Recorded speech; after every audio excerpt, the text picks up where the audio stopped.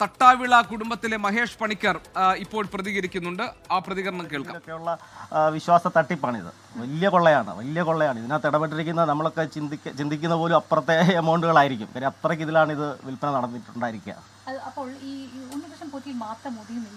തീർച്ചയായിട്ടും അല്ല, അതൊരു കോക്കസാണ്. വലിയ ഗൂഢാലോചനയുടെ വലിയ കോക്കസാണ്. ഉണ്ണികൃഷ്ണൻ പോറ്റി ഐസ്ബർഗിന്റെ താഴത്തെ ടിപ്പ് മാത്രമാണ്, മേളത്തെ ടിപ്പ് മാത്രമാണ്. ഈ ദ്വാരപാലക ശില്പത്തിലെ സ്വർണ്ണപ്പാളി ഉരുക്കി എന്നുള്ളൊരു റിപ്പോർട്ട് കൂടി വിജിലൻസ് ഇപ്പോൾ കോടതിയിൽ കൊടുത്തിട്ടുണ്ട്. അത് എത്രത്തോളം സാധ്യമാണ്? ഉരുക്കാനല്ല, അത് മൊത്തത്തിൽ മാറ്റാനാണ് സാധ്യത. മീൻസ് അത് അങ്ങനെ സ്വർണം ഒരു ഇവരുടെ പണത്തിന് വേണ്ടി സ്വർണ്ണം ഉരുക്കിയെന്ന് നമ്മൾ ആരോപിക്കുകയാണ്. പണത്തിന് വേണ്ടിയാണല്ലോ. ഇപ്പോൾ സപ്പോസ് അതിനകത്തൊരു 800 ഗ്രാം സ്വർണ്ണം അല്ലെ 1 കിലോ സ്വർണ്ണം ഉണ്ട്. 1 കിലോ സ്വർണ്ണത്തിന് 80 ലക്ഷം രൂപയെ വിലയുള്ളൂ.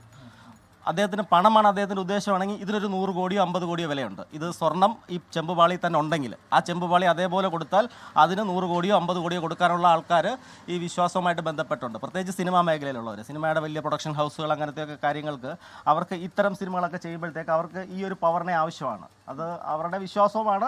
പിന്നെ അതിനകത്തൊരു ചെറിയ എന്താ പറയുക, ചെറുതല്ല വലുതായ ഒരു പാരമ്പര്യത്തിൻ്റെ ഇതുണ്ട്. പഴയ സൂര്യസിദ്ധാന്തത്തിലൊക്കെ പറയുന്ന പോലെ ശബരിമല ക്ഷേത്രം അതിപൗരാണികമായ ഒരു ക്ഷേത്രമാണ്. ഈജിപ്തിലെ പിരമിഡ് എന്നൊക്കെ പറയുന്ന പോലെ അത്ര കാലഘട്ടം പഴക്കമുള്ള മകരവിളക്കൊക്കെ അതിൻ്റെ ഇതാണ്. കാര്യം മകരവിളക്കിൻ്റെ ഇതൊക്കെ നടക്കുന്ന അതുമായിട്ട് ബന്ധപ്പെട്ട ആചാരങ്ങളാണ്. ആൻറ്റിക് ഡിവൈൻ വാല്യൂ വളരെ കൂടുതലാണ്. സ്വർണ്ണപ്പാളിയിൽ സ്വർണ്ണം ഉരുക്കിയാലും ആ ഒരു ഡിവൈൻ വാല്യൂവിന് വേണ്ടിയുള്ള സ്വർണ്ണം ഇപ്പോൾ ഉരുക്കി കഴിഞ്ഞാൽ ഇത്ര സ്വർണ്ണമല്ലേ കിട്ടൂ. പക്ഷേ ഇതുപോലെ തന്നെ മാറ്റിയിട്ട് ഇതിൻ്റെ ഒരു ഡ്യൂപ്ലിക്കേറ്റ് ഉണ്ടാക്കി അത് തിരിച്ചു വെച്ചാൽ മതിയല്ലോ. അതിനകത്ത് പിന്നെ എനിക്ക് പറയാനുള്ള ഈ സ്മാർട്ട് ക്രിയേഷൻസും അവർ ചെയ്തിരിക്കുന്ന ഒരു നിക്കൽ ഡിപ്പിംഗ് മെത്തേഡ് എന്ന് പറഞ്ഞൊരു മെത്തേഡാണ് ചെയ്തിരിക്കുന്നത്. ഈ 397 ഗ്രാം എന്നാണ് അതിനകത്ത് പറയുന്നത്. പക്ഷേ ഈ അവർ ചെയ്യുന്ന മെത്തേഡിനകത്ത് ഈ സ്വർണ്ണത്തിനും ഈ ചെമ്പുവാളയ്ക്കും ഇടയ്ക്ക് ഒരു നിക്കലുണ്ട്. ആ നിക്കലിൻ്റെ വെയിറ്റ് കൂടെ അതിനകത്ത് കുറയ്ക്കേണ്ടതാണ്. യഥാർത്ഥത്തിൽ ഒരു 350 ഗ്രാം നിക്കൽ ചെയ്തിട്ട് ഒരു 47 ഗ്രാം സ്വർണ്ണം ചെയ്ത് കഴിഞ്ഞാൽ പക്ഷേ കണക്ക് വരുന്നത് ഈ 397 ഗ്രാമിൻ്റെ സ്വർണ്ണമായിട്ടാണ് വരുന്നത്. അപ്പോൾ അതും പരിശോധിക്കേണ്ടതാണ്. കാര്യം ആ മെത്തേഡ്, ആ ടെക്നോളജി എന്ന് പറഞ്ഞത് അവർ ആദ്യം നിക്കൽ വെച്ചിട്ട് ഒരു കോട്ടിങ് ചെമ്പിൻ്റെ പുറത്ത് കൊടുക്കും. അതിൻ്റെ പുറത്താണ് ഇവർ സ്വർണ്ണം പൂശുന്നത്, സ്വർണ്ണം പ്ലേറ്റ് ചെയ്യുന്നത്. അപ്പോൾ സ്വർണ്ണത്തിന് മാത്രമല്ല പ്ലേറ്റിനും കൂടെ അതിൻ്റെതായ വലിയൊരു വാല്യൂ ഉണ്ട്. അതെ, ഇവർ ആൻറ്റിക് വാല്യൂ ആ പ്ലേറ്റിൽ സ്വർണ്ണം ഇരിക്കുന്ന ചെമ്പുപാളിക്ക് കിട്ടുന്ന വിലയുടെ ഒരു 1000-1 കിട്ടത്തുള്ളൂ സ്വർണ്ണം മാത്രം കൊടുത്താൽ. ഞാൻ പറയുന്ന പോയിന്റ് അതാണ്.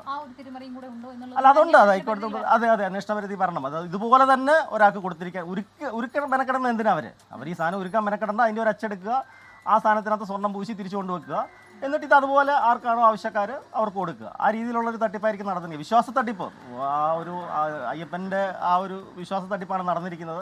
പക്ഷേ അത് എന്തായാലും ഇപ്പോൾ സംസാരിച്ചു കൊണ്ടിരിക്കുന്നത് ശബരിമലയിലെ പഞ്ചലോഹ വിഗ്രഹം നിർമ്മിച്ചു നൽകിയിരിക്കുന്ന തട്ടാവിള കുടുംബത്തിലെ കുടുംബാംഗമായ ശില്പി മഹേഷ് പണിക്കരാണ്. നേരത്തെ തന്നെ മഹേഷ് പണിക്കർ പറഞ്ഞിട്ടുണ്ട് 1999 വിജയ് മല്യ സ്വർണം പൊതിഞ്ഞ ആ പാളികൾ, അതിന് കേടുപാടുകൾ സംഭവിക്കില്ല. അപ്പോൾ തിരികെ കൊണ്ടുവന്നിരിക്കുന്നത് യഥാർത്ഥ സ്വർണ്ണപ്പാളി അല്ല എന്നൊരു നിലപാട് നേരത്തെ തന്നെ മഹേഷ് പണിക്കർ പറഞ്ഞിരുന്നു. അത് ഏതാണ്ട് അതുപോലെ തന്നെ അദ്ദേഹം ഇപ്പോഴും ആവർത്തിക്കുകയാണ്. അതുകൊണ്ട് ഇതൊരു വലിയ ഗൂഢസംഘം ഇതിന് പിന്നിൽ പ്രവർത്തിച്ചിട്ടുണ്ട്. അത് ഉണ്ണികൃഷ്ണൻ പോറ്റി ഒറ്റയ്ക്കല്ല, അതിലേക്കൊക്കെ അന്വേഷണം വേണം. വലിയൊരു തട്ടിപ്പാണ് ശബരിമല കേന്ദ്രീകരിച്ച് നടന്നിരിക്കുന്നത്. സ്വർണം പൂശുക, അതിലൂടെ പണം ഉണ്ടാക്കുക എന്നത് മാത്രമല്ല ഇതിലൂടെ സംഭവിച്ചിരിക്കാൻ സാധ്യതയുള്ളത്. അതിന്റെ ഡിവൈൻ വാല്യൂ, അതിന്റെ ദൈവികമായ മൂല്യം കൂടി കണക്കാക്കി അതിന് പിന്നിൽ മറ്റു പല തൽപര കക്ഷികളും ഇതിനകത്ത് ഇടപെട്ടിട്ടുണ്ടാകാം എന്നാണ് തട്ടാവിള കുടുംബാംഗമായ ശില്പി മഹേഷ് പണിക്കർ ഇപ്പോൾ പ്രതികരണത്തിലൂടെ അറിയിച്ചിരിക്കുന്നത്. ലോകത്തെവിടെയായാലും ഏത് സമയത്തും 24 വാർത്തകളും ഓഗ്മെന്റഡ് റിയാലിറ്റി പാക്കേജുകളും എക്സ്പ്ലെയിനറുകളും വിശദമായി കാണാൻ ഞങ്ങളുടെ യൂട്യൂബ് ചാനൽ നിങ്ങൾക്ക് സബ്സ്ക്രൈബ് ചെയ്യാം.